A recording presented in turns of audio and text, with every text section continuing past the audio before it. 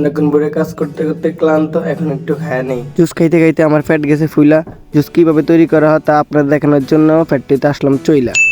আসসালামু আলাইকুম, আশা করি সকলে ভালো আছেন। তো আপনাদের তো আলহামদুলিল্লাহ আমি অনেক ভালো আছি।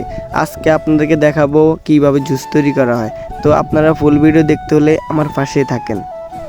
ফার্স্ট অফ অল মাসুম ভাই চলে গেল ফিলিং রুমে যাওয়ার পর তার মেশিনগুলো সেট আপ দিল। সেট আপের পর তার কার্যকারিতা চালু করে দিল। মেশিন সেটেল হওয়ার পরেই রানা ভাই আর করিম এক ট্যাঙ্কি থেকে অন্য ট্যাঙ্কির মধ্যে পাইপ দেওয়া জুসগুলা ছাইকা নিতে আসে। ছাইকা নেওয়ার পরেই তো আমি চলে আসলাম বোতল দেওয়ার জন্য। তো আমি একটা একটা করে বোতল তুলে দিতে আসে বেল্টের উপরে। তো বেল্টে আস্তে আস্তে বোতলগুলো নিতে আসে মেশিনের সামনে। তো মেশিনের সামনে নেওয়ার পরে মেশিনে 6টা করে জুস বুকিং হইতেছে। হওয়ার পরেই মেশিনে বেল্টে বোতলগুলোর সামনে চলে যায়। আর এই মেশিন নিয়ন্ত্রণ করে মাসুম ভাই। আর ওরা সবাই হাতে কাজ করে। কেউ হয়তো বোতলের উপরে ক্যাপ লাগায়, একজন টাইট দেয়, একজনের বোতলগুলো সোজা করে দেয়, একজনের বোতল নামায়।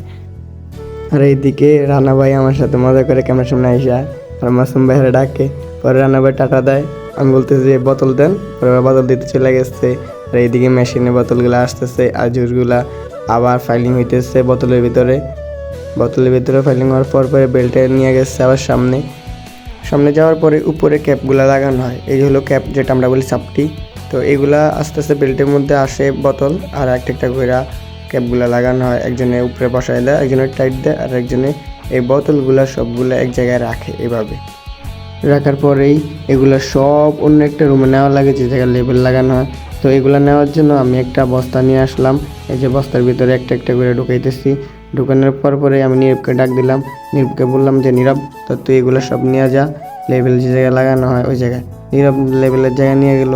নেওয়ার পরে এই জায়গায় মাসুম ভাই আর খালা লেবেল লাগায়। তারপরে লেবেল লাগানোর পরে এই জায়গা থেকে ফারেজ ভাইকে দেয়। ফারেজ ভাই একটা একটা কইরা চেকিং করে আর একটা কইরা হিটারের ভিতরে দেয়। হিটারের ভিতরে দেওয়ার উদ্দেশ্য এগুলা সব প্লাস্টিকের মধ্যে হিট করে লাস্টিং করা হয়। তো এগুলা আস্তে আস্তে হিটারের ভিতরে দেয় আর আস্তে আস্তে চলে আসে একটা কইরা।